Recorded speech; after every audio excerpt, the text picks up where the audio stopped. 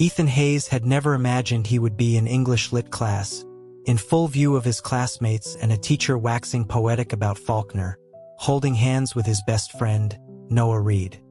And not just holding hands, their fingers were tightly interlaced.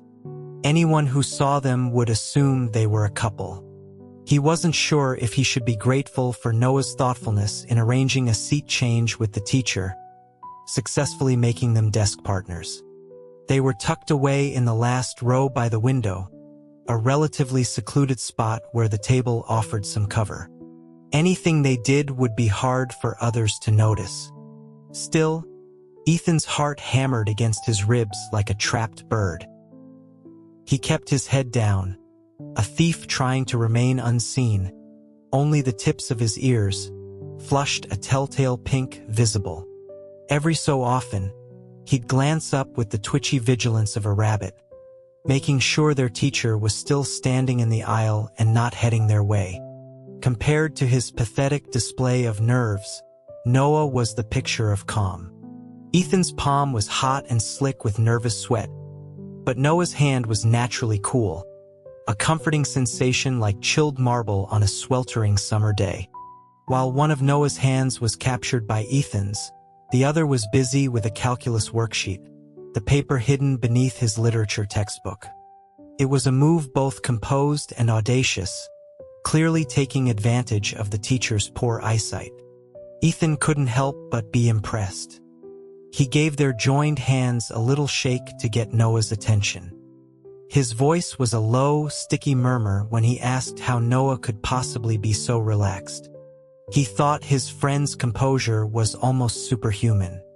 They were conducting a clandestine operation under the desk, and even with the cover of their hoodies, the risk of discovery was real. The classroom was filled with distracted students, and the teacher periodically patrolled the aisles. One wrong move, and their 17 years of squeaky clean reputations would be history. Noah's expression didn't flicker. He calmly reminded Ethan of the time when they were kids, when Ethan used to grab his hand just like this to beg for candy. Back then, Ethan had a cavity, and his mom had banned all sweets. So he would sneak around the block to Noah's place and raid his pantry. The sudden exposure of his childhood antics made Ethan pout, muttering that this was completely different, but he trailed off. He saw that Noah was focused on the final, complex problems of his calculus homework. He knew better than to interrupt a genius like Noah when they were in their element. So, he dutifully shut his mouth and began doodling stick figures in the margins of his textbook with a mechanical pencil. He checked his watch. 5 minutes until 10:30. In 5 minutes, their sentence would be served. They could let go, briefly ending another task. His life would be safe for a little longer, another small step forward. Their hand-holding in class was, of course, not for fun. Nor was it some silly game of truth or dare. If it were that simple, Ethan wouldn't be so tormented. The whole situation was bizarre. Even now, Ethan seriously suspected it was all just a wild hallucination brought on by reading too many comic books. But Noah shared the same memory, which ruled out a simple delusion. It had happened a week ago. Ethan was at Noah's house, frantically trying to finish his summer assignments. Suddenly, a cold, electronic voice echoed in his mind. Host Ethan Hayes detected.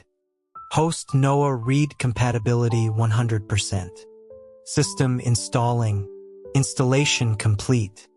Then, the voice continued, its tone flat despite its cheerful words. Hello, host Ethan and host Noah. I am Romance System 007. It is my pleasure to meet you. Our slogan is, Love saves the world. Our goal is to ensure all destined lovers end up together. The words were anything but cold. They sounded like the ravings of a lunatic. Ethan had clutched his head in terror, his voice cracking as he grabbed Noah's sleeve.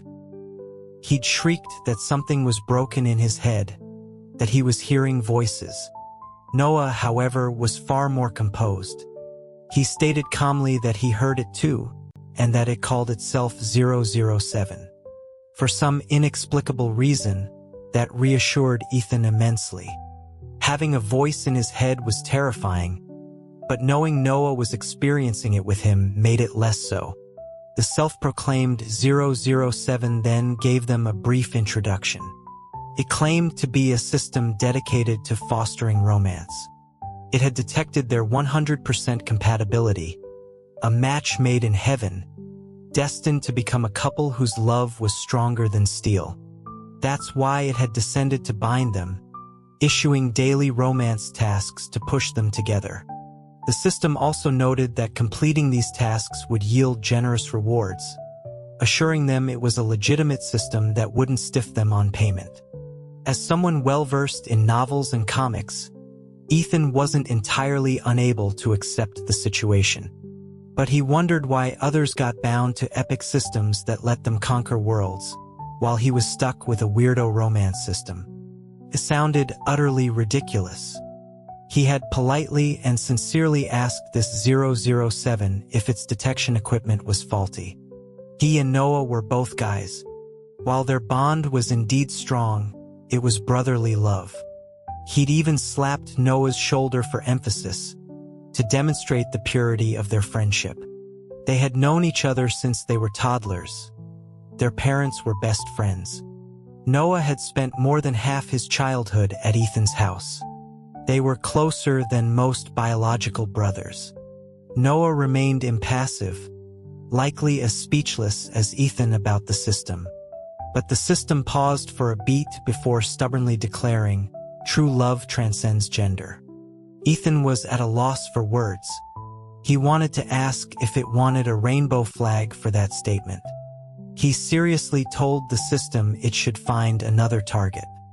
He explained that while he had no prejudice against same-sex relationships, he and Noah were truly just best friends. If their bond could turn romantic, then pure friendship didn't exist in the world. He advised it not to waste its time.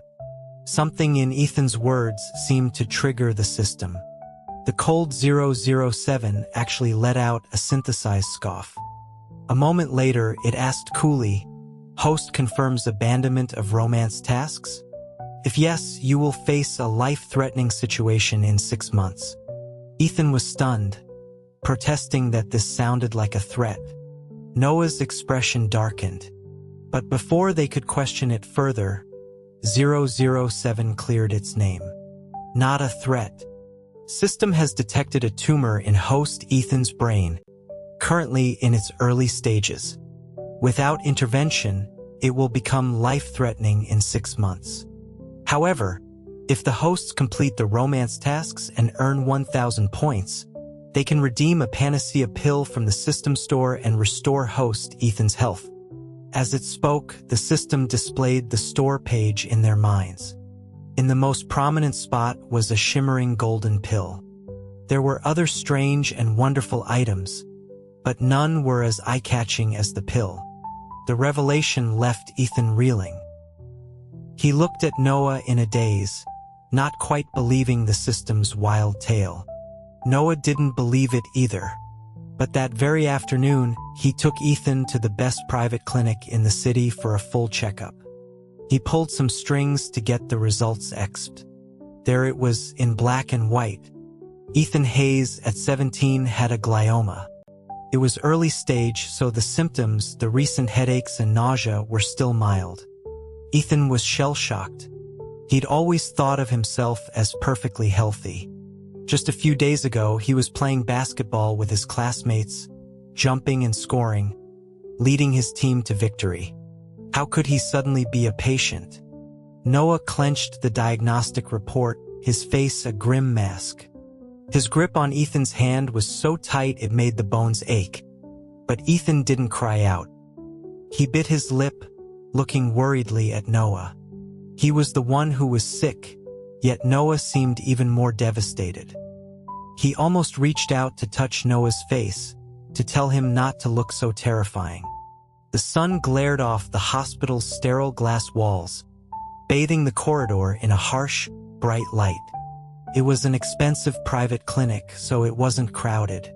They were the only two young students there. Faced with such a cruel outcome, Ethan felt he should be sobbing, but he wasn't. He was still lost in shock, his eyes dry, his entire being in a huanghu. He even clung to a sliver of hope that the hospital had made a mistake. After a long silence, Noah suddenly pulled Ethan into a gentle hug. He then addressed the system in his mind, asking how it could guarantee it could cure Ethan. System 007 was unfazed, as if it had anticipated this. As long as host Ethan agrees to the binding, I can revert his body to its healthy state from 6 months ago. He will be asymptomatic for this period. However, the hosts must earn points by completing tasks. Once 1,000 points are accumulated, or the telepathic connection or life and death devotion achievements are unlocked, the life-saving pill can be redeemed. Sensing their resolve wavering, the system efficiently projected the point redemption methods into their minds. Kiss was worth 2 points. Random tasks had varying values with a minimum of 3 points. Special tasks also varied, starting at 10 points. These were the basic tasks. Ethan, though bad at math, could see that the points were ridiculously stingy. Earning 1,000 in 6 months seemed nearly impossible. And for two die-hard straight guys like them, achieving telepathic connection was out of the question. Getting that life-saving pill was going to be incredibly difficult. Now, he truly started to feel a wave of sadness. He imagined himself losing all his hair. How ugly that would be. He started feeling grateful he wasn't an only child. He had a younger sister. She was sweet and adorable, a comfort to their parents. But before his thoughts could spiral further, he heard Noah's voice. "We accept the tasks." Ethan's head snapped up, his eyes wide. Noah looked down and gently ruffled his hair. Ethan's hair was soft and fine, a light chestnut brown in the sun. Noah had done a quick calculation.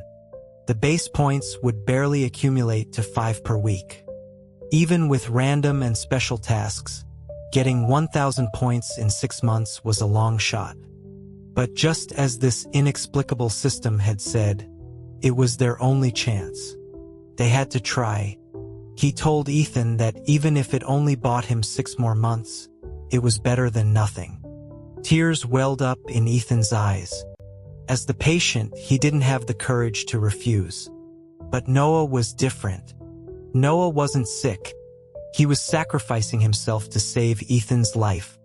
Overwhelmed with emotion, Ethan threw his arms around Noah's waist, his voice thick with gratitude. He told Noah he was his true brother, and that his mom's greatest decision was becoming best friends with Noah's aunt. He buried his face in Noah's shirt, tears soaking the fabric, promising to listen to whatever Noah said from now on. Noah's eyes softened. He wrapped his arms around Ethan, patting his thin back. "I'll remember that," he said. 3 days later, they formally accepted the binding with System 007. Ethan went to a different hospital for another checkup. This time, he was perfectly healthy. He had to admit this romance system, as unreliable as it sounded, had its merits. A week later, 007 issued its first random task. The system was usually silent, its lack of presence belying its dramatic purpose. So when the task notification suddenly sounded, Ethan jumped. Random task. Hosts are to hold hands for 20 minutes during class. Reward, 2 points. The task seemed designed for beginners, relatively mild. But Ethan still hesitated. He looked at Noah, unsure if his friend was truly as unfazed as he claimed to be about doing these romance tasks with him. But soon, Noah's cool palm enveloped his. Shielded by the desk and their loose clothes, they held hands in the middle of class. For a moment, even the buzzing of the cicadas outside seemed to quiet down. Though the final 5 minutes felt excruciatingly long, they eventually passed. Ethan heard a ding in his mind, and the system announced in its monotone voice, "Hand-holding task complete." Hosts rewarded 2 points. He let out a sigh of relief. His slender, fair hand slipped from Noah's grasp like a fish. The tip of Noah's pen paused on his calculus worksheet, leaving a faint dot. Ethan whispered a complaint to Noah about how hot it was, his hand covered in sweat. But before he could say more, the English teacher called his name, asking him to stand and answer the first reading comprehension question. Ethan stood up, utterly lost. He looked down at his paper. It was pristine, almost reflective in its blankness. Thankfully, a paper filled with neat, strong handwriting slid over from his side. Reading the provided answer, Ethan managed to stumble through the question under the teacher's scrutinizing gaze. After sitting down, he whispered to Noah with genuine feeling, "What would I do without you?" Noah was immune to such declarations. His expression didn't change as he smoothly finished the last calculus problem. For the rest of the day, the system remained quiet. No new tasks were issued. Ethan was both relieved and a little disappointed. Relieved because he didn't have to engage in more forced intimacy, but disappointed because his life depended on these points. He mulled it over for a moment before letting it go. He couldn't control when the tasks came, anyway. There were still 6 months. When school let out, the teacher, perhaps feeling a rare spark of mercy for students forced into summer remedial classes, assigned very little homework. As Ethan was packing his bag, Chad, the athletic committee rep from the next row, asked him if he wanted to play basketball. Ethan slung his backpack over his shoulder and declined, explaining he was going to his bro's house. Everyone in class knew Ethan and Noah were childhood best friends, closer than real brothers. Staying at each other's houses was completely normal. Still, Chad joked that Ethan was always talking about his bro, asking if he'd ever been weaned. Ethan gave him the middle finger and followed Noah out. They were both good-looking, Noah with his cool, sharp features and Ethan with his handsome, delicate ones. Walking together, they were a sight to behold. Girls from other classes often lingered by their classroom door after school just to get a glimpse of them. Ethan was oblivious to the attention, but Noah disliked it. He pulled Ethan along, quickening their pace. Outside the school gate, Noah's family driver was already waiting. Ethan hopped into the car with practiced ease, greeting the driver, "Mr. Chen," with a smile. The driver smiled back, chatting with Ethan the whole way, asking about school and his day. The relationship between Ethan and Noah's family was far closer than their classmates imagined. Ethan's mom and Noah's mom were inseparable friends. Their fathers were college classmates who later bought houses on the same cul-de-sac, right across from each other. Even after Noah's parents divorced and his family moved away, the bond between the two families remained. In fact, because Noah's father was a workaholic and his mother had moved abroad, Noah was frequently fostered by the Hayes family. He'd spent half his childhood there. There was a time when a young Ethan thought Noah was part of his family. He'd wailed when Noah's father came to pick him up, clinging to Noah and refusing to let go until Noah himself calmed him down. After middle school, Noah moved back to his own home, and it became Ethan's turn to frequently visit. As Ethan chatted with the driver, they quickly arrived at Noah's house. As usual, Noah's father wasn't home. Only the housekeeper was there, having prepared dinner for them. She had watched them both grow up and, knowing Ethan was coming, had made his favorite chocolate fudge brownies. After dinner, they went to Noah's room to do their homework. The small amount of work was nothing for Noah, who quickly finished and began preparing for an English essay competition. Ethan, a bona fide slacker, worked at a snail's pace. He couldn't focus for more than a few minutes at a time, constantly distracting Noah with chatter. He asked Noah if the share a bed task simply meant sleeping in the same bed, or if they had to do something more. Ethan was staying over specifically for that task, a weekly basic mission that offered points he couldn't afford to miss. His question was completely innocent, like a child's, born from a fear that the perverted system might have set some kind of trap. But Noah gave him a strange look. There were plenty of things one could do in a bed. If anyone other than Ethan had asked that, it would have been blatant harassment. "What do you want to do?" Noah asked, his tone neutral. Ethan, still oblivious, kept speculating. Maybe they had to hold hands? Or hug?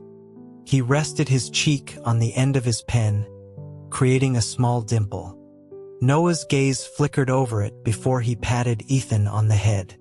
"Stop overthinking and do your homework. Number 3 is -2, you got it wrong." Later that night, System 007 came back online to announce the additional condition for the task. The distance between them could not exceed 20 centimeters. Ethan didn't protest. This task was easy for him. He and Noah had slept in the same bed countless times. When he was little and scared of thunderstorms, he would crawl into Noah's arms and have Noah hold him to sleep. These points were practically a freebie. Ethan finished his homework at 9. While Noah checked it, he went to take a shower. Halfway through, he realized he'd forgotten his pajamas. But with just the two of them in the house, he wasn't embarrassed. He wrapped a large towel around his waist and walked out, water droplets still clinging to his skin. Noah was frowning at Ethan's error-filled worksheet when he looked up and saw Ethan pulling on a large black t-shirt. Below it were 2 long, straight legs, so pale they seemed to glow. Ethan, completely unaware, sat down next to him, the faint scent of fig-scented body wash wafting over. Feeling confident, he asked Noah if he thought his math performance was pretty good today, and if there weren't too many mistakes. Noah immediately burst his bubble, stating that he'd gotten nearly half of them wrong. Ethan's face fell. He couldn't understand it. His parents were both intellectuals, and his sister was a top student. It was as if the intelligence gene had taken a sharp turn and missed him completely. And Noah was a certified genius, the kind of student the dean smiled at.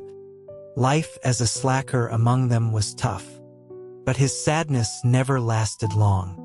After correcting a few problems, he trotted over to the mini fridge for some ice cream. He had stocked it himself last time, all his favorite flavors. Noah didn't like sweets, but Ethan had always wanted to share everything with him. He took a bite of the vanilla ice cream bar and then, out of habit, held it to Noah's lips. "Want some?" Noah stared at the half-moon-shaped bite mark for a moment before taking a bite himself. He commented that it was too milky.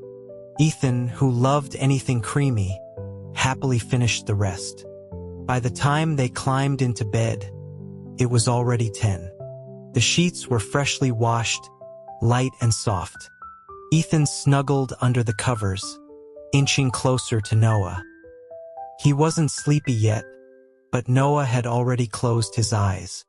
Not wanting to disturb him, Ethan played on his phone for a bit before turning to look at Noah, specifically at his lips. They were perfectly shaped, handsome enough for an advertisement. But Ethan stared at them with a troubled frown.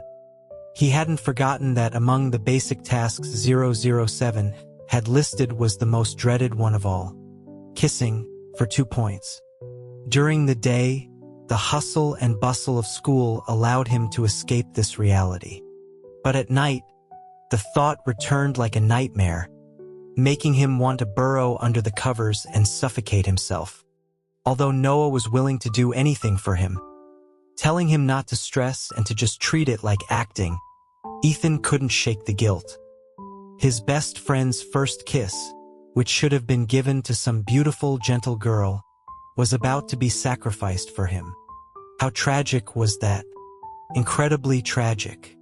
Ethan felt awful for Noah. Countless girls at school had crushes on Noah, their love letters stuffing his locker like snowflakes. Now, it seemed all those crushes were for nothing. Ethan buried his face in the blankets and let out a muffled groan. He felt he had wronged Noah terribly. Perhaps his stare was too intense. Noah, unable to sleep, opened his eyes and asked him what he was doing. Ethan's face emerged from the covers, his eyes blinking like a deer's. He asked Noah guiltily if he had a crush on any girl, even a small one. Noah asked why he was asking.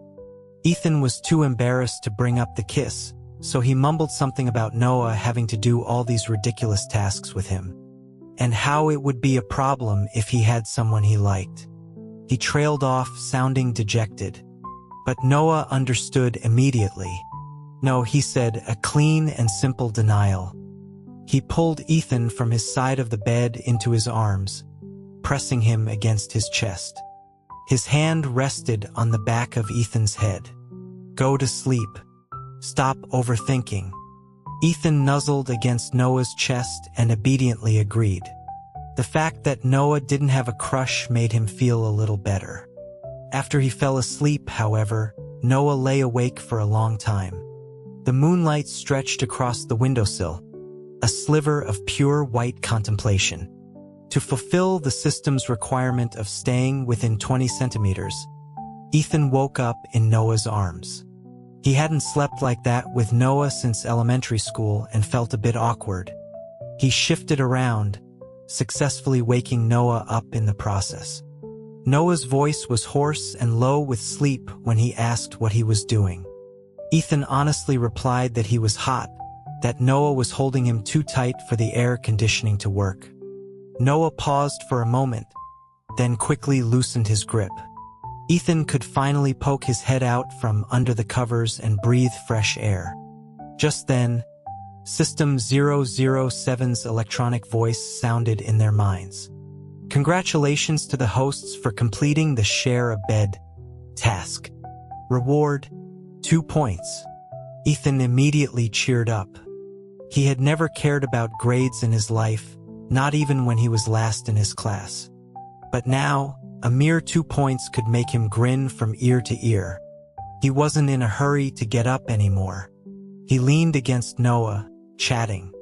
He wished every task could be this simple. But before Noah could answer, he added to himself that it probably wouldn't be that easy for him.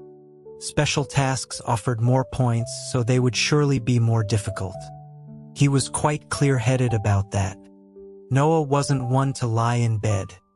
After a few more words, he got up to change. Faint sunlight seeped through the curtains, so the room wasn't completely dark. Ethan could clearly see the definition of Noah's abs and the smooth muscles of his arms. It wasn't the first time he'd seen them, but as he patted his own soft stomach, he still felt a pang of defeat. Ethan didn't go home until after lunch at Noah's. It was the weekend, and his parents and sister, Maya, were home. He had told them he was staying at Noah's, so no one questioned his overnight absence. They were used to him and Noah being joined at the hip. When he walked in, his mom, Susan, was making a fruit salad. She popped a piece of dragon fruit into his mouth and asked if he'd been playing video games at Noah's again. Ethan protested his innocence, claiming that Noah had made him finish 3 worksheets and check them before letting him go home. He complained that Noah was stricter with him than they were. Susan believed him. Noah had always been responsible, even reminding Ethan to eat less sugar as a kid. She had no sympathy for her son. She thought it was great, and that she should give Noah a bigger red envelope for Christmas this year. With that, she went back to watching her drama series with her daughter. They were both obsessed with a handsome young actor and would slap their thighs in excitement whenever he appeared on screen. Ethan shook his head, thinking the actor wasn't even as good-looking as Noah. He went over to his dad, David, a university professor who was preparing his materials for Monday's class. Seeing him, his dad poured him a cup of coffee from a new batch of beans he was trying out. Ethan took a sip and confirmed it was pretty good. His dad finished his presentation and started chatting with him, mentioning a new movie coming out that he wanted to take Ethan, Maya, and Noah to see. He showed no awareness that he was the parent of a high school sophomore. Ethan sipped his coffee, listening to his dad, the sound of his mom and sister's enthusiastic discussion about the actor in the background. His mind began to drift. This was just a typical afternoon in his home. Before, he had never thought of it as something to cherish. But now, sitting at the small round table by the French doors, he wished moments like this could last forever. He hadn't told his parents about his illness. First, he couldn't. Later, he didn't want to. The romance system must have done something. He could only discuss the matter with Noah. If he tried to tell anyone else, his voice would fail him instantly. So his parents still didn't know their son had a ticking time bomb in his head. Here he was, sitting leisurely, drinking coffee, seemingly no different from usual. But in reality, every minute was borrowed time. He was scared, of course.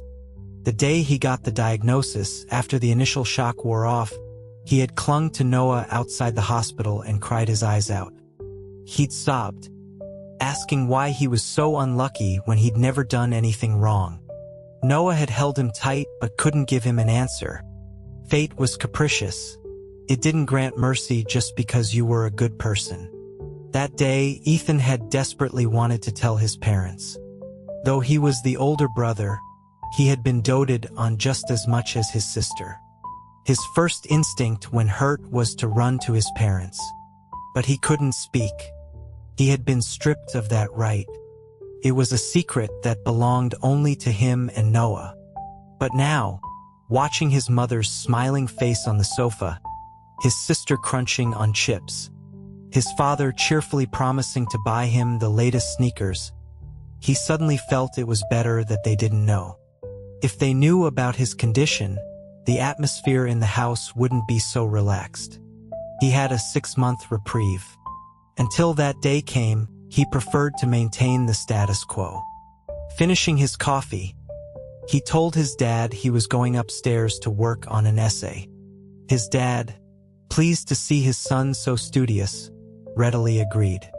On his way past the sofa, Ethan pulled a box of cookies from his backpack and tossed it to his sister, telling her it was a new product from her favorite bakery. Maya, engrossed in her show, gave him a distracted thank you and a love you. Ethan ruffled her hair and couldn't resist commenting that her favorite actor was just okay, not as handsome as her brother Noah. Maya shrieked in protest, arguing that they were evenly matched at worst. Ethan quickly escaped upstairs, but he paused at the landing on the staircase for a moment. He did nothing but lean against the wall and listen to the sounds from the living room. His dad had joined the TV discussion and was promptly shushed by his wife and daughter. Ethan smiled at his dad's self-inflicted misery. He looked at his watch. It was 3 in the afternoon, 33 hours until the week ended. He thought with a sigh, for the future peace and happiness of his family, Noah would have to be sacrificed. He would go for that kiss tomorrow. It was worth 2 points, after all. So, during study hall the next evening, Noah was working on a problem when a small, crumpled piece of paper landed on his desk. He didn't need to look to know who it was from. He gave Ethan a questioning glance, wondering what couldn't be said aloud. He opened it. A stick figure held a sign that read, "Bro, let me kiss you later." 3 exclamation points underscored the determination. He gave Ethan a complicated look, thinking the drawing was surprisingly vivid.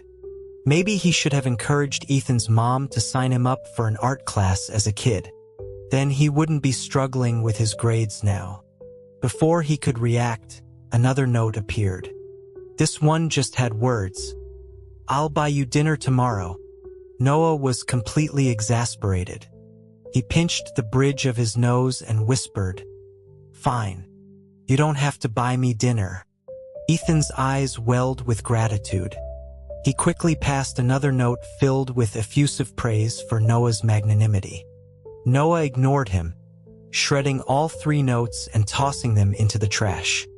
After study hall, Ethan deliberately lingered, pulling Noah along so they were the last to leave.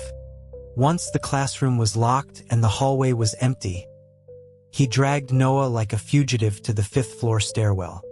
To be precise, only he felt like a fugitive. Noah, the one about to be ambushed, was calm throughout. The 5th floor led to the roof, which was locked, but this short flight of stairs was rarely patrolled by teachers. It was a popular spot for students to sneak instant noodles. Now, after hours, it was completely deserted.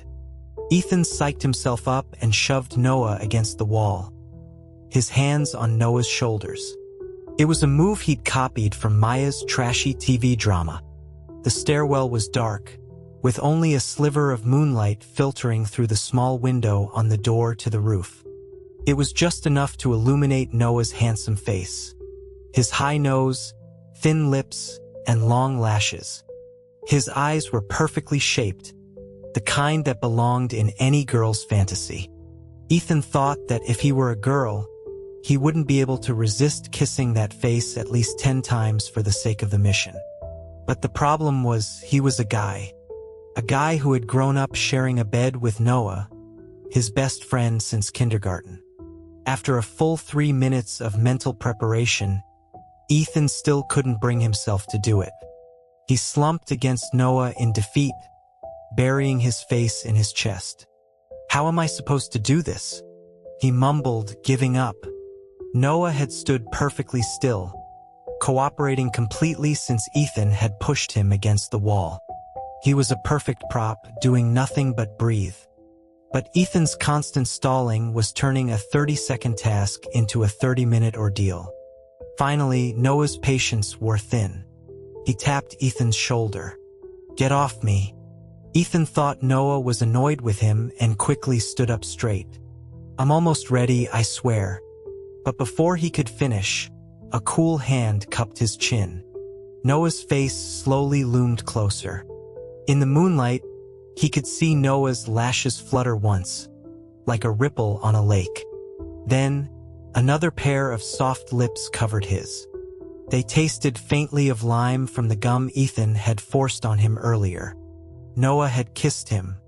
The realization exploded in Ethan's mind like a thunderclap. At first, it was a restrained, gentlemanly kiss, just their lips touching. Could have passed for a comforting gesture. But the system had specified contact between lips and teeth, meaning a chaste peck wouldn't count. So, after a 2-second hesitation, Noah irresistibly parted Ethan's lips. His tongue explored inside, intertwining, kissing. Ethan's mouth also had a faint lime taste. The moonlight pooled on the floor, a hazy, milky white patch. The stairwell was so quiet, almost everyone had left the school. No one knew what was happening in this corner. Ethan let out a muffled sound. His fingers scraped weakly against the wall, as if seeking support for his limp body. But he couldn't grasp anything. Noah captured his hand, holding it tight. By the time the kiss ended, Ethan was frozen, a statue. He leaned against the wall, gasping for air, and stared at Noah. The words slipped out before he could stop them. "Bro, you're so good at that." The rest of the sentence, "How are you so damn good?" got stuck in his throat. Noah gave him an odd look, surprised that this was Ethan's first reaction. But he wasn't about to comment on the kiss either. He picked up their backpacks from the floor and pulled Ethan along. "It's done. Let's go." His tone was all business, as if he had just helped Ethan with a math problem, not kissed him. Ethan dazedly followed Noah down the stairs. The sudden loss of his first kiss had turned his brain to mush. He stared at the back of Noah's head, suspecting he was angry. It made sense. What straight guy wouldn't be angry after being forced to swap spit with another guy? The thought made Ethan as meek as a quail, letting Noah lead him by the hand without another word all the way out of the school gate. Noah's driver was waiting as usual. Since their houses were close, the driver would normally drop Ethan off near his street even if he wasn't staying over. But today, Ethan slipped out of Noah's grasp like an eel. Clutching his backpack, he stammered, I can walk home. You should get some rest." Without waiting for a reply, he fled, disappearing around the corner faster than he ran in the 1,000-meter race. Noah didn't chase him. He just watched until Ethan was out of sight before getting into the car. When Noah got home, his phone vibrated in his pocket. It was a message from Ethan. "Bro, I'm sorry. Are you disgusted? Please don't ignore me. Can we still walk to school together tomorrow? This stupid task is all to blame. Trust me, bro. I still see you as my best friend. Please don't hate me." He had sent a barrage of messages, his tone chaotic, revealing his confused state of mind.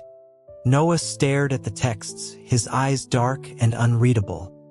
He imagined the state Ethan must have been in while typing them.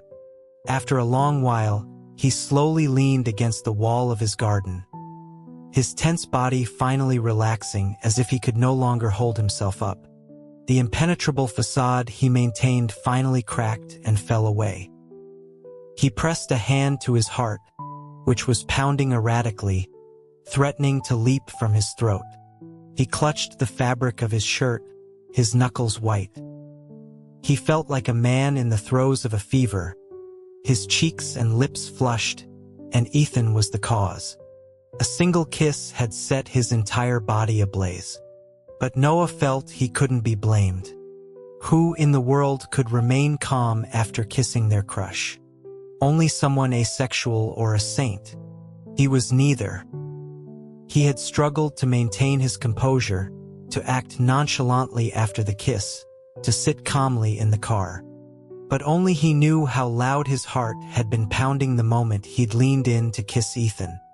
Noah closed his eyes, but the image of the kiss replayed in his mind. The dim stairwell, the faint moonlight, Ethan's warm, dry lips, his small, soft tongue. He'd held his breath when kissed, not even knowing how to breathe, endearingly clumsy. Noah thought Ethan really was a fool. He didn't know how to kiss. He didn't know how to refuse. And he certainly couldn't see the filthy desires his childhood best friend harbored for him. He was still panicking and apologizing. How could he be angry? For Ethan, the kiss was a task, a burden. But for him, it was the highest reward. He had been secretly in love with Ethan for as long as he could remember, from the moment he understood what like meant. He had never been able to look away. This secret love was a scorching fire, easily capable of burning him, but he had sealed it all beneath a calm, composed exterior. So not just Ethan, but everyone was fooled. They thought he wasn't interested in dating, that he was just aloof. But the truth was, he had given all his affection to someone who would never reciprocate. Ding. Host Noah Reed's affection level is rising. Current level, 96. Hearing the familiar electronic voice, Noah wasn't alarmed. He was calm, because he'd known since day one that the system had a hidden detector for this. The higher the level, the deeper his feelings for Ethan. The day the system bound them, his level was 95, a testament to his long-standing, unrequited love. But Ethan knew nothing about it. He wasn't even aware of the affection level's existence, because Ethan didn't love him. The system only informed a host of this feature when their level reached 85. Ethan still naively believed he was straight. Noah looked at Ethan's texts again. Ethan had obediently stopped sending messages, probably not wanting to bother him. But Noah could picture him, anxiously waiting by his phone, desperate for a reply. If he didn't respond, Ethan would wait all night. Ethan's profile picture was a fluffy corgi, but its tail trimmed into a heart shape. Noah looked at it and smiled softly. Leaning against the wall, he wondered what Ethan's affection level for him would be. Maybe a few pity points, 20 at most. Anything more was wishful thinking. He was used to it, so it didn't hurt. Uncharacteristically, the usually quiet System 007 chimed in with another notification. Ding. Host Noah Reed's possessiveness is rising. Danger. Please restrain yourself. Noah raised an eyebrow. This was a new one, but he wasn't surprised. He knew exactly how terrifyingly strong his possessiveness over Ethan was. His gentle, dependable best friend persona was just a mask to deceive Ethan. The things he really wanted to do to Ethan were dark, forbidden desires. Don't worry, I won't do anything, he informed 007 coolly. Noah leaned against the wall a while longer, letting his racing heart calm down. The jasmine in the garden was blooming, its gentle scent carried on the night breeze. He decided to initiate a conversation with 007, something only Ethan usually did, though 007 mostly ignored him. So Noah didn't know if he would get a response when he asked, "Did you choose Ethan and me just because of our high compatibility?" He knew the system's private conversations with him were hidden from Ethan, so he asked freely, "Does it have anything to do with my crush on him?" System 007 was silent for a moment. Then it actually answered. 100% compatibility was only one of the selection criteria. The other reason was your possessiveness, desire, obsession, and other abnormal emotions towards Ethan were what I needed. Noah narrowed his eyes. Though 007's voice was still a flat, electronic tone, he detected a hint of mockery, as if it were calling him a pervert. He didn't care. "If we fail the mission, can I bear the consequences instead?" He asked. "Let me be the one who gets sick." He's afraid of pain. He'd cry his eyes out during surgery. He had wanted to ask this for a long time but had held back, fearing the answer. As expected, System 007 shattered his hopes. No, the world does not allow for such easy equivalent exchanges. This time, there was no mockery in its tone. One-sided love is not as valuable as mutual love. That sentence stung. Noah hated this feeling of having his weakness exposed. "I understand," he said. He waited until his heart had completely calmed before pushing himself off the wall and walking towards the main house. At the door, he took out his phone and replied to Ethan's messages. "Don't overthink it. I'm not mad. I'll see you tomorrow." Ethan replied instantly. "Ah, bro, you finally answered." He followed up with a string of kneeling emojis. Noah chuckled. He leaned down and pressed a light kiss to Ethan's profile picture. "You're a fool," he murmured softly. "But you're also adorable." The next morning, Noah was waiting outside Ethan's house early. As he expected, when Ethan came out, his hair was a mess and there were faint dark circles under his eyes. He clearly hadn't slept well. Seeing Noah, he jumped back as if startled. He asked why Noah was so early. Noah simply repeated Ethan's own words from his text message, asking if he still wanted to walk to school together. Ethan shut his mouth. He had indeed said that. Without another word, they headed to the diner at the end of their street. Noah hadn't eaten yet. The small diner had been there for as long as they could remember, its food consistently good for over a decade. As they entered, the white-haired owner greeted them with a smile. "Noah, Effie, come on in, there's a table in the back." Ethan grumbled a protest against the nickname. He hated it. It sounded too childish. But it was useless. Everyone from the diner owner to his own parents called him that. The owner just called out again, asking if he wanted the fresh donuts or the cinnamon rolls. Ethan reluctantly agreed. Noah couldn't help but smile. He actually liked the name. It was sweet and soft, sounding like someone who was cherished. But since Ethan always pouted when he used it, he stopped. Ethan grabbed 2 trays of breakfast and began to eat without looking up. Usually, he would chatter nonstop during meals, talking about everything from last night's late-night snack to the latest sneaker release. But today, he was silent as a stone. He felt guilty. He suspected Noah had regretted the kiss as soon as it happened. The look in Noah's eyes afterward had been strange, like he was barely holding something back. Putting himself in Noah's shoes, Ethan figured he must have felt disgusted and uncomfortable, only suppressing it because Ethan was there. He tossed and turned all night, and now he didn't dare meet Noah's gaze. But Noah wasn't going to let him off the hook. He ate neatly but quickly. After swallowing his last sip of coffee, he asked Ethan why he was staring at his plate, and if he was embarrassed about the kiss. Ethan nearly choked on his scrambled eggs.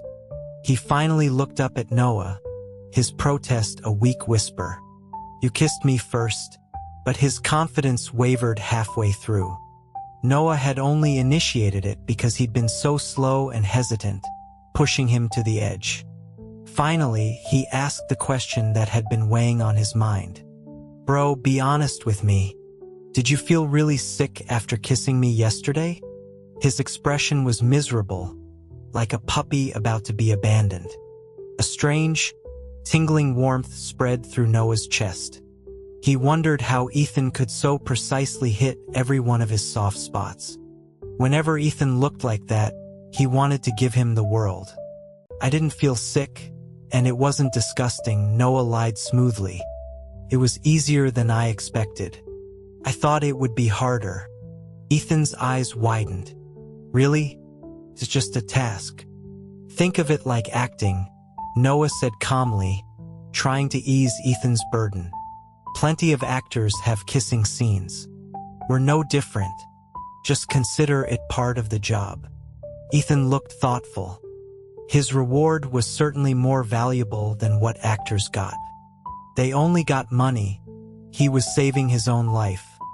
His train of thought was completely derailed by Noah, and he completely overlooked the fact that most on-screen kisses happen between men and women. Seeing Noah so composed, he finally let out a long breath of relief. "You scared me," he admitted, his expression relaxing. "I couldn't sleep all night. I was so afraid you'd ignore me today." He was genuinely hurt by the thought. He'd never been given the cold shoulder by Noah before. He wouldn't even know how to begin to make it up to him. He touched Noah's hand in lingering fear. "Thank God you're so magnanimous, bro." Noah said nothing. Anything he said now would sound shameless, like he was taking advantage. He placed the last sausage link on Ethan's plate and asked casually, "So, did you feel disgusted? Can you handle being kissed by a guy?" Ethan froze. He subconsciously pressed his lips together. He'd been so worried about Noah that he hadn't even considered his own reaction. But now that he thought about it, he hadn't felt uncomfortable. He was panicked, yes, but not disgusted. As a kid, he'd shared everything with Noah, even a single cookie. Being kissed by him while feeling slightly taboo wasn't actually repulsive. "No," he said, pledging his loyalty to Noah. "I'm fine, bro. Kiss away." This time, Noah couldn't hold back a laugh. He ruffled Ethan's hair and pulled him up. "Come on, let's go. Time for school." Leaving the diner, Ethan was back to his cheerful self, the shadow of the previous day completely dispelled by Noah. The driver was waiting for them outside the neighborhood. As soon as he got in the car, Ethan leaned against Noah, resting his head on his shoulder and finding a comfortable position. He yawned and said he was going to take a nap, asking Noah to wake him up when they got to school. He'd only gotten 5 hours of sleep and was exhausted. Noah hummed in agreement. The scenery rushed by outside the window. The trees lining the street blurred into a green streak. Ethan quickly fell asleep. The car was quiet enough to hear his faint, even breaths. Noah looked at his innocent profile and finally felt a sense of relief himself. Ethan wasn't repulsed by his kiss. That was enough to make him happy. When they arrived at their classroom, it was still a chaotic mess of students eating breakfast and chatting. But just as Ethan turned in his homework, their homeroom teacher, Mr. Davies, walked in. He was a man in his 40s, not as personable as some of the younger teachers but responsible and well-liked by the class he'd taught since freshman year. It was the first official day of school, and everyone expected some encouraging words for the start of their sophomore year. But Mr. Davies took a slow sip of water and announced that the administration had just decided on another placement test for the next day to assess their progress from the summer session. He added that while he knew they hadn't been paying attention, he hoped their scores wouldn't be too embarrassing. The classroom erupted in groans. They'd already had a test at the start of the remedial classes just a few weeks ago. Ethan covered his face, not wanting to face the grim reality. He'd ranked 42nd out of 50 in the last test. When he'd taken it home for his parents' signature, they had, despite being used to his abysmal scores, patted his head with concern. His mom had seriously wondered if she'd worked too hard during her pregnancy, causing him to miss out on their shared intelligence. His dad had scoffed, saying that what he really needed was some pressure, like 10 tutoring classes a week. But he'd still fed Ethan a slice of grapefruit. The memory of correcting that last test made Ethan feel faint. He weakly grabbed Noah's sleeve. "Bro, save me." Noah sighed. As a top 3 student in their year, tutoring Ethan was second nature to him. But he was always weak-willed when it came to his crush. Whenever Ethan pleaded or whined, he would inevitably reduce the workload from 2 practice tests to 1. Now, with the exam looming, it was time for some last-minute cramming. During morning study hall, Noah quickly reviewed the material, outlining the key points from the past few weeks for Ethan.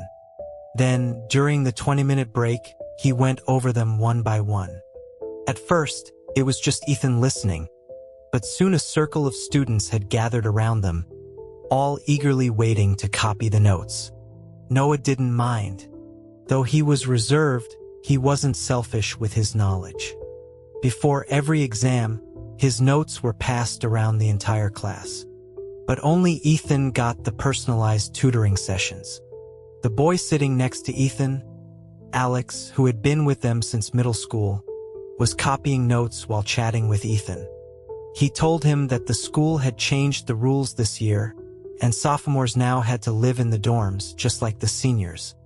Ethan hadn't heard. He was surprised the teacher hadn't mentioned it. Alex explained that the announcement would probably be made after school, and that he'd heard from a teacher in the office that most of the sophomore rooms were quads, with only a few doubles left, most of which were taken by seniors. As Noah listened to their conversation, an idea formed. He already knew about this. He didn't like having roommates. Though the doubles were scarce, they were available to apply for. He had been thinking about getting a double room with Ethan, but hadn't found the right moment to bring it up. But then he heard Ethan say to Alex that they should get a quad room with him, Noah, Alex, and Chad. Ethan was excited about the idea of dorm life. Living with good friends would be fun. Alex thought it was a long shot. He doubted Mr. Davies would agree. The 4 of them together would just goof off all the time. The teacher would have to be crazy to put them in the same room, excluding Noah, of course. Ethan's shoulders slumped. He muttered that he at least wanted to room with Noah. He wouldn't be comfortable with anyone else. Maya, who was sitting in front of them and also copying notes, snickered.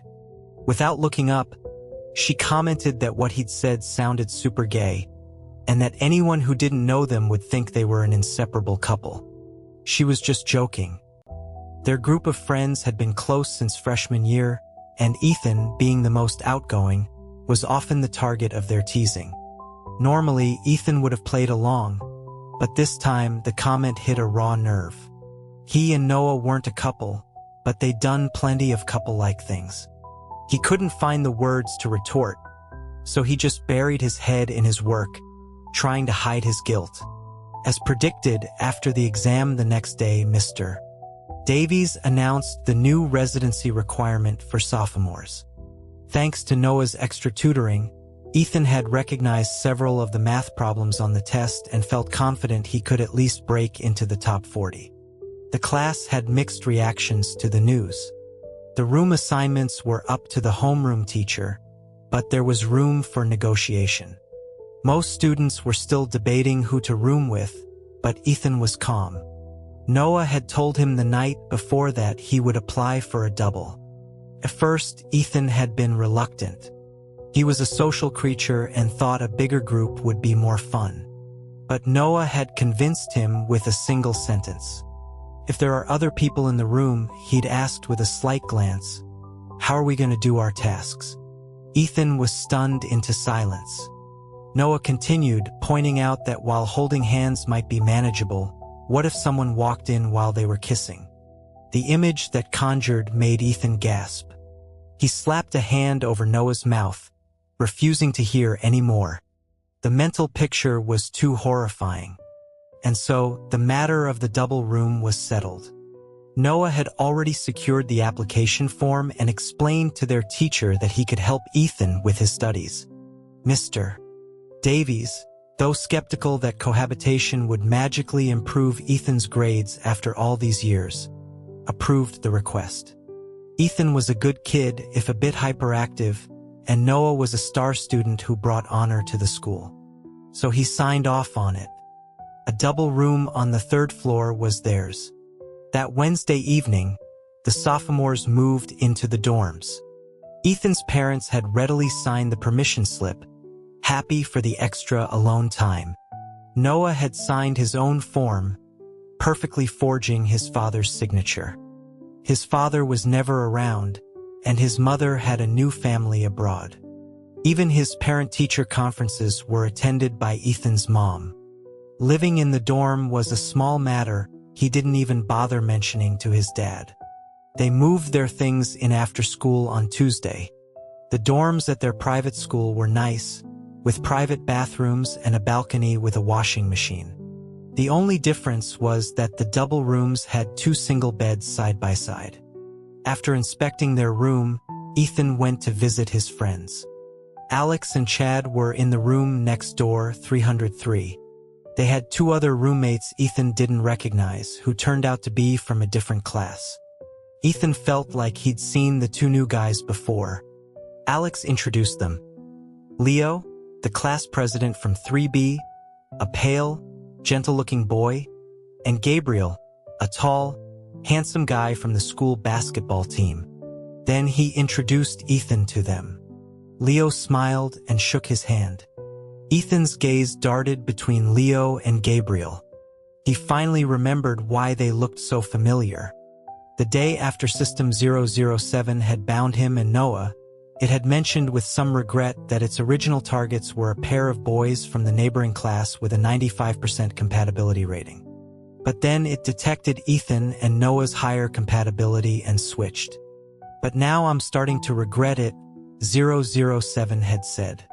"You two are more trouble, especially you. You talk too much." Ethan had been hurt into silence, while Noah had forced 007 to listen to a full night of punk rock through his headphones. Now Ethan finally recalled the names, Leo and Gabriel. He couldn't help but study them, thinking they actually looked good together. Leo was fair and gentle, while Gabriel had a darker, wilder look. Maya would have said they had couple vibes. His staring was so intense that Leo touched his own face, asking if there was something on it. Ethan quickly looked away and smiled apologetically, but his curiosity got the better of him.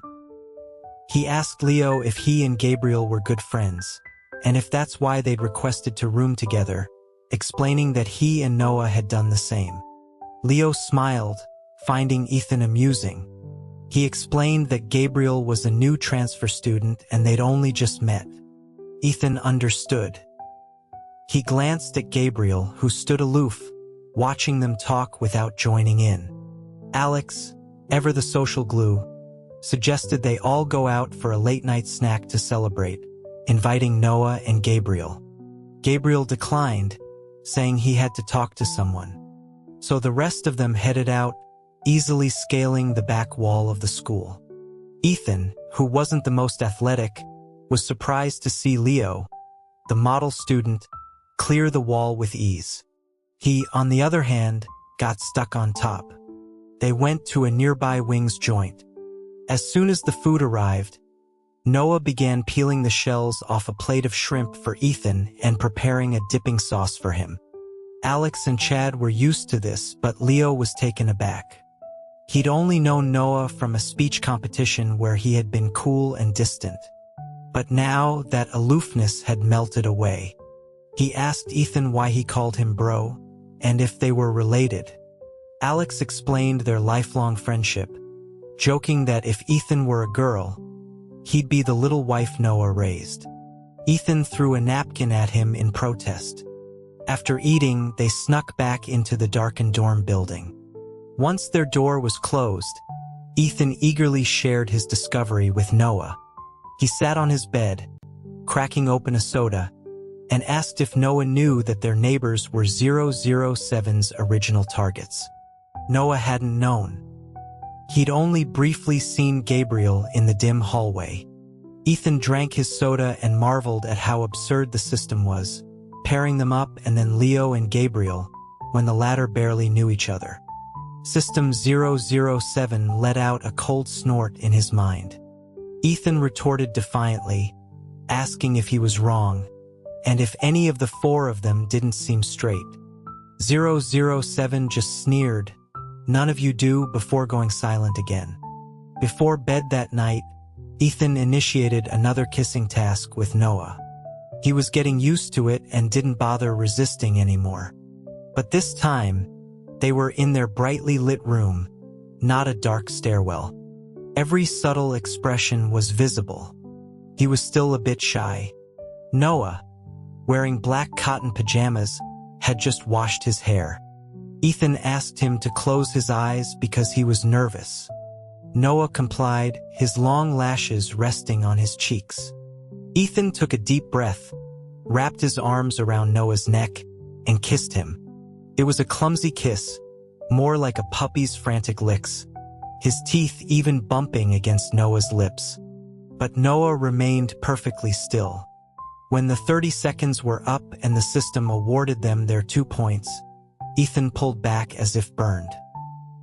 He scrambled back to his own bed and dived under the covers, only half of his flushed face visible. Noah subconsciously touched his own lips, which were now moist from the kiss. But his tender feelings were short-lived. He heard Ethan ask, in all seriousness, if he thought that after these 6 months of tasks, they would become experts in romance. At least their kissing skills would improve, right? The smile vanished from Noah's eyes. He looked at Ethan and asked evenly, "After the tasks are done, do you want to be in a relationship?" Ethan thought for a moment. He supposed he would. Having a girlfriend seemed nice. He didn't really understand love. He'd never had a real crush despite plenty of girls liking him. He just saw other couples looking happy and assumed he would be too someday. His relationship with Noah was just for survival. He was about to ask Noah what type of girl he liked when the lights in the room suddenly went out. Noah had turned them off. Time to sleep. Ethan swallowed his words. He played on his phone for a bit, then looked over at Noah and smiled. "Bro, this feels like when we were kids again." He used to sleep over at Noah's all the time in his blue-painted bedroom. Noah remembered too. He'd always loved being at Ethan's house, loved the swing in the yard, his dad's soup, and watching TV with the family. But most of all, he loved Ethan. His expression softened. "Get some sleep," he said gently. Just as Ethan was about to drift off, 007 popped up again. Random task. Host Ethan is to prepare a love bento for host Noah. 3 points. Accept? Ethan shot up, wide awake. I accept. Noah frowned. Can you even cook? Ethan had once managed to make a hard-boiled egg explode. A bento box was more challenging for him than an exam. But Ethan was undaunted. Don't worry, I have a plan. He yawned, mumbling about when he might get a special task with more points. 007 remained silent. Ethan fell asleep quickly, but Noah lay awake. Ethan's casual talk about getting a girlfriend was a constant reminder that he was outside the scope of Ethan's romantic interest. No matter what they did now, it didn't guarantee a future. He was just the best friend. The realization was frustrating. He had long forgotten when he'd started loving Ethan, but he knew it was long before he'd even recognized the feeling. Everyone said he was patient and gentle with Ethan, but only he knew it was a facade. The truly gentle one was Ethan. Noah hadn't always been so composed. After his parents' divorce, he had become withdrawn and volatile. He'd pushed Ethan away countless times, even making him cry. He'd thought for sure Ethan would abandon him too. But the next day, Ethan would always come back, tapping on his window, offering him candy. It was Ethan's unwavering acceptance, his unconditional kindness, that had saved him. Ethan had shown him such precious tolerance. No matter how he acted, Ethan never left.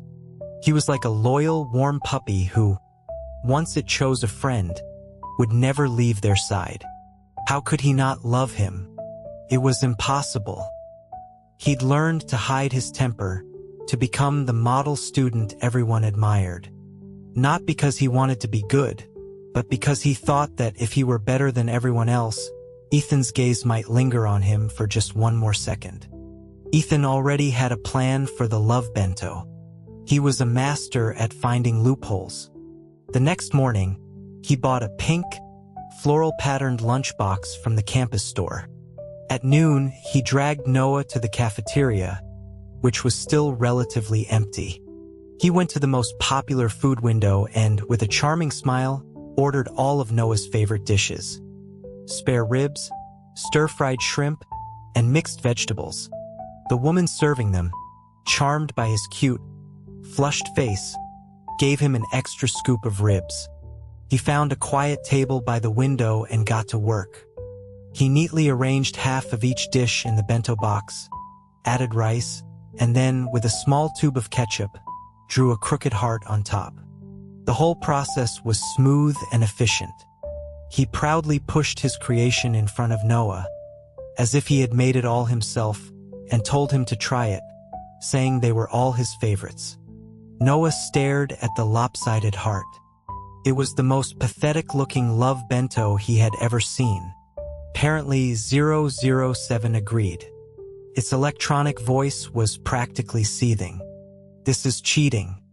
Have you learned nothing from all those dramas? What kind of love bento is this? Ethan, already eating his own portion, argued back in his mind that his love bentos looked just like this. Besides, he'd drawn the heart himself, so how could it not count? He even pulled Noah into it, asking if he liked the bento. Noah picked up a piece of shrimp. He couldn't taste any love, but he could taste that the cafeteria had used too much salt. But he would never undermine Ethan. He sided with him without hesitation, saying he thought it was great. Ethan became even more smug. 007 was stunned by their shamelessness. It recalled how Ethan had previously argued that studying together in the library and walking home were dates, and that he deserved the weekly dating points for them. It had been so flustered by his relentless logic that it had caved and given him the points. Now, Ethan was trying to exploit another loophole. Faced with such human cunning, 007 reluctantly approved the task and awarded the 3 points before retreating into silence to sulk. Ethan was delighted. The ribs tasted even better now. He whined to Noah that the school's ribs weren't as good as the salt and pepper ribs he made. Noah, a surprisingly skilled cook, promised to make them for him over the weekend. Back in the classroom, Ethan calculated their points. They had earned over a dozen in just over a week. It was a good start, but he felt like a miser counting his few coins. It seemed pitifully small. He started pestering 007 again, asking when he would get a special task. After a moment, 007, its mood slightly improved after checking the task database, replied ominously, "A special task will be issued this weekend. Please be ready to receive it." Ethan didn't notice the tone and was pleased with the system's responsiveness. He didn't realize its malicious intent until the weekend. On Friday, after classes, he and Noah were waiting in line at a popular boba tea shop near the school. The shop was crowded with girls. One particularly pretty girl in a white skirt kept looking their way. Ethan, assuming she was looking at Noah, nudged him and whispered a bet that she was checking him out. Noah, unamused, pushed him back in line. That evening, back in their dorm, Ethan was reluctantly organizing his corrected homework when 007's voice sounded in their heads. Special task. Please note, hosts must decide within 1 minute whether to accept. Ethan immediately tossed his papers aside. Accept. 007's flat voice was tinged with undeniable glee. Task. Host Noah is to select a skirt for host Ethan and personally help him put it on. Then he must kiss host Ethan's ankle. This task is worth 40 points. Please choose carefully. A bolt of lightning. Ethan's smile froze. He turned to Noah, his voice trembling. "Bro, what did it just say? A skirt?" Noah was equally stunned. But the system gave them no time to think, its countdown ticking away. 30 seconds remaining. Ethan was on the verge of a breakdown, protesting that no real man would want to wear a skirt. But 007 was unmoved, displaying the 40 points in big, bold numbers in their minds. Ethan looked at Noah, his eyes pleading. 5 seconds remaining. Noah pinched the bridge of his nose and, in the final 3 seconds, made the decision. Accept. 007 triumphantly announced their acceptance and added the conditions. The skirt had to be no longer than 45 centimeters, and the task had to be completed within 3 days. Then it went silent, leaving the two of them staring at each other. The room was deathly quiet. Ethan, too shocked to speak, hugged a pillow, looking like a wilted piece of lettuce, his eyes filled with betrayed accusation. Noah felt a rare pang of guilt. He had accepted the task purely for the high point value. But now, seeing Ethan's trembling lips and the look of horror on his face, he tried to comfort him. He explained that it was just for a moment and only he would see. Ethan threw a pillow at him. "Then why don't you wear it?" he yelled, his voice filled with anguish. Noah paused for a second before answering honestly, "The system didn't ask me to." Ethan threw another pillow and collapsed onto the bed, burying his face in the covers. The shame was overwhelming, a tidal wave that made even the threat of death seem less terrifying. He was still in a daze the next morning. When their exam papers were returned, he saw he had improved to 38th place. Normally he would have been bragging, but today he just glanced at it and tossed it aside. Even when Mr. Davies praised him for his recent efforts, he remained sullen. The teacher was surprised and asked Noah what was wrong with him. Noah, without batting an eye, lied that Ethan had a stomachache and hadn't slept well. Later that day, on the crowded subway ride home for the weekend, Noah instinctively shielded Ethan from the crowd, creating a small, safe space for him. Ethan leaned against the railing, the faint, clean scent of sea salt from Noah's clothes a comfort. He was no longer mad at Noah. It was a 40-point task, after all, worth more than 2 months of basic tasks. And it would only be in front of Noah. He had embarrassed himself in front of Noah plenty of times before. Still, he couldn't help but ask what a 100-point task would even be if this was only worth 40. Noah, whose mind immediately went to places Ethan's innocent one couldn't, coughed and said he didn't know.